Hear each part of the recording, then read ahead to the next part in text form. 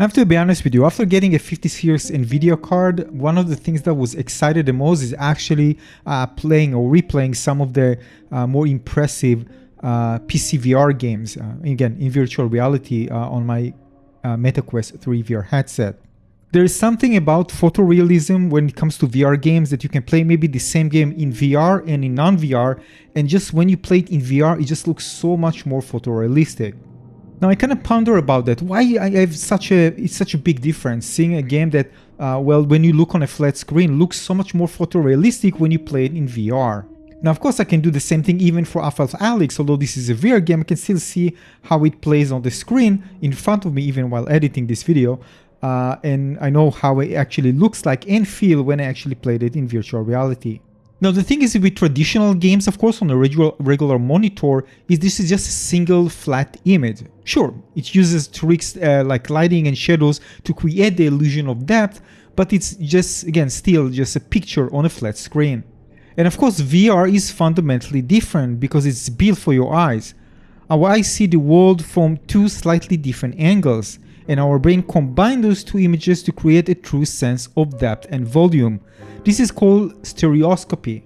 Now, as you know or might not know, a VR headset like the MetaQuest 3 VR headset I'm using here to play Half-Life Alyx uses two separate screens, one for each eye.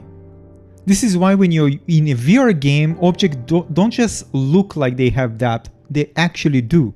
You can see around them, you can feel the distance and understand their scale in a way that's impossible on a flat screen. Now I want to talk more about the level of details. Here I'm playing on ultra settings, the highest graphic settings in this game, and it looks absolutely amazing. And once I remember playing this on lower settings and coming and playing now on ultra, I was just blown away how photorealistic it is.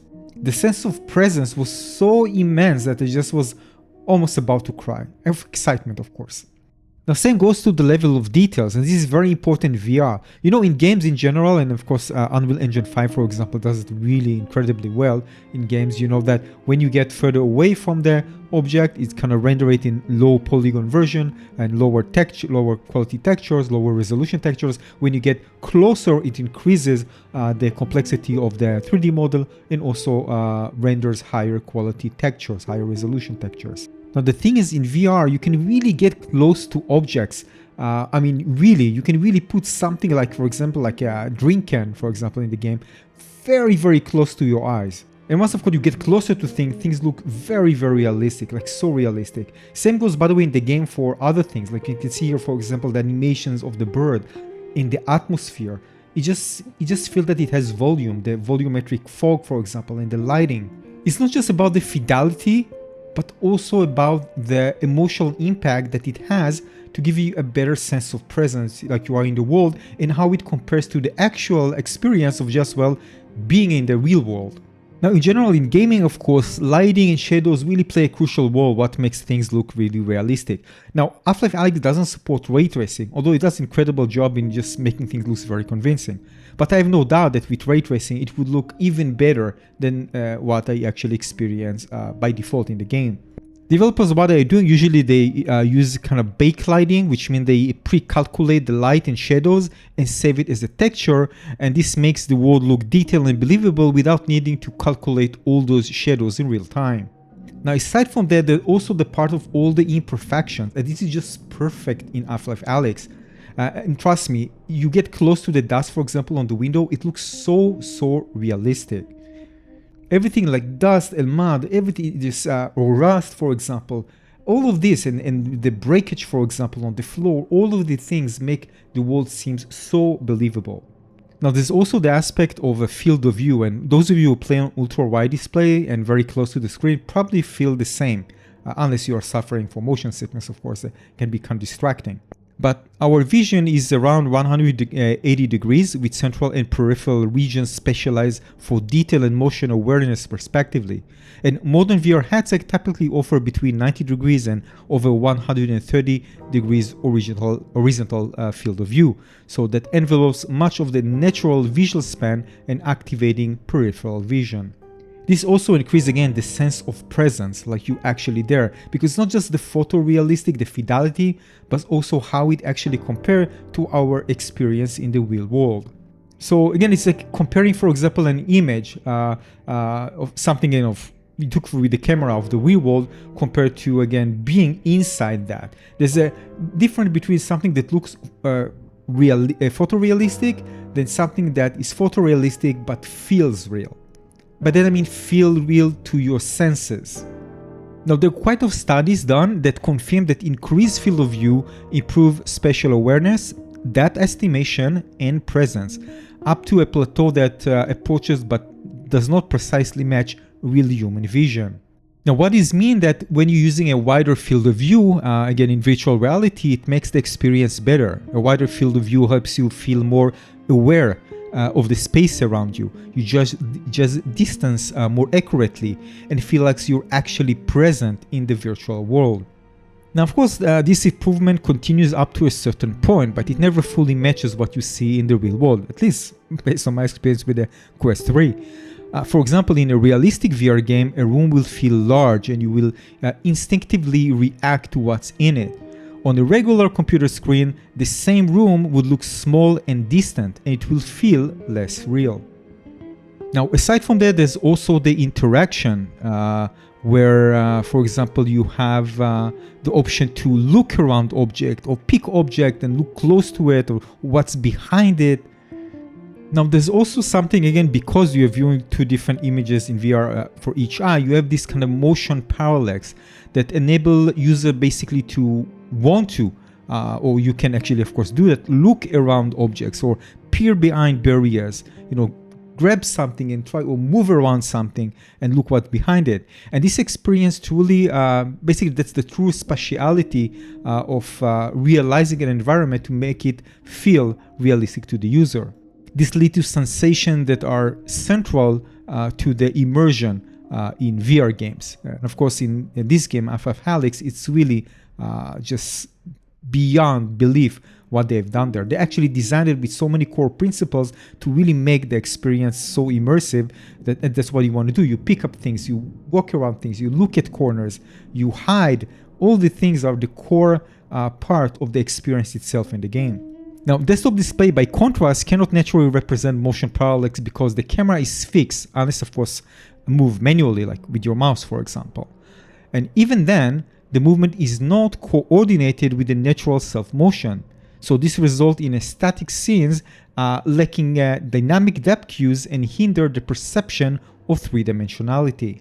Here, for example, you can see I'm just taking something, look behind it, observing the details. I mean, I just felt like I'm actually holding like a VHS video cassette from back then. It's actually, even that triggered something in my brain that brought some really nostalgic memories for the time where actually I had a video cassette, a video. It was amazing. And I didn't feel it in any other game that has this, but here in VR, it's actually felt, just triggered that memory and it felt so nostalgic. So here, for example, I'm observing closely, even touching it, getting closer with my eyes. Now, this is just such a huge difference. And compared to flat screen where we are at best piloting the avatar, in VR, you actually being the avatar. This is an essential difference for presence and perceived realism. Now, of course, there's still the limitation of the field of view of the Quest 3 in this case, and the resolution of the display, and also the brightness. This also increases realism. If you have, for example, HDR display with high brightness, you probably exactly know what I mean.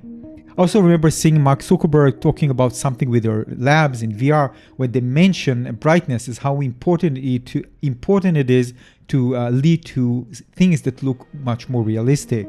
And definitely I can confirm this even with the regular display. When I bought a screen with 1600 nits maximum brightness and I play HDR, the one that actually tests maximum brightness, I just needed to squint my eyes because I look at the sun. Like it's something that I didn't experience in HDR before with my previous display, and it just felt so realistic. It's like you are feeling the heat of the environment because it's just so bright. It just reflects something that although you don't actually feel it in terms of the temperature, there's something in your brain that replicates that feeling that led you to feel like you're actually feeling it. Although again, you're not gonna experience higher degree on your face. I mean in terms of heat. So it's quite amazing the way the brain actually manipulates things that we experience in real life and brings to the game to a certain degree that makes things just feel more realistic. Now, aside from that, there's also other things, like for example, refresh rate and latency, and let's not forget, of course, specialized audio, which is great, of course, on the Quest 3, although I actually use my Sennheiser HD550, which even further enhances the audio experience. Because if that doesn't done right, it can actually ruin the immersion, break the immersion. And this also warps everything that, again, when it comes to visual, makes kind of amplify the realism of the everything basically that you experience. So you can experience something without sound, and if you add sound, and especially good special sound, things just become even more realistic, just amplify the experience, the realism of the environment. Now, as I mentioned, there's always the connection of the emotional response, and study shows that specialized audio, 3D audio, not only improves immersion and orientation, but can lead to measurable neuropsychological responses, reduced alpha wave activity, increased heart rate variability, and heightened emotional arousal, compared to, of course, to the static or stereo soundscapes. The one thing that was missing to quite a high degree, of course, is the tactile feeling, the feeling that you've touched something, you can feel the texture. This, of course, was missing.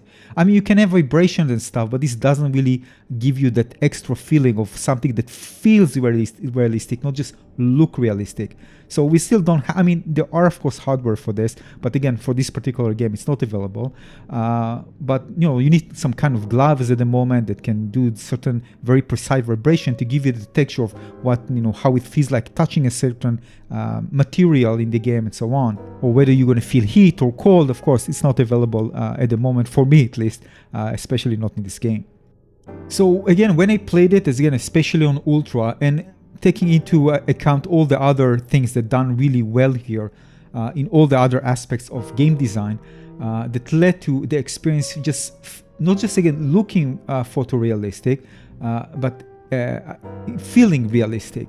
There are some things that actually breaks it, like some of the character design look a bit kind of a cartoony and not really like realistic. I mean, compared to what I felt when I first, of course, landed in the environment and other places. So there are things that kind of feel real, some of them kind of break it. And there are things, of course, like visual effect that sometimes don't feel like you're connected with it. But again, this is a sci-fi game, right? But still, when everything comes together, it just leads to really an incredible experience like I never experienced before. And even further amplified by playing on the highest graphic setting. It's just incredible experience like no other. Usually I don't play games again, replay games because of like better graphics or when I just buy a new display. But in VR it's different because it literally changes the world around me, and just because you feel it in every way, because all the senses are working together to just take everything around you that actually improved. So the bottom line is that, of course, this is just one example, but VR, when it comes to visuals, and if you buy a better graphics card and you love VR, this is just, some titles you must replay them because it's just going to give you an amazing experience. Therefore, let alone the frame rates, by the way, that can be maybe not that great, but once you have a better graphics card, it's going to be even better, and frame rate also helps for a more believable experience rather than a choppy one, of course. This completely can ruin the experience. So it was something beyond belief how immersed I was with the game and how photorealistic it looks. So definitely recommend trying it out once you get a better graphics card, even if you already played the game. Thanks for watching.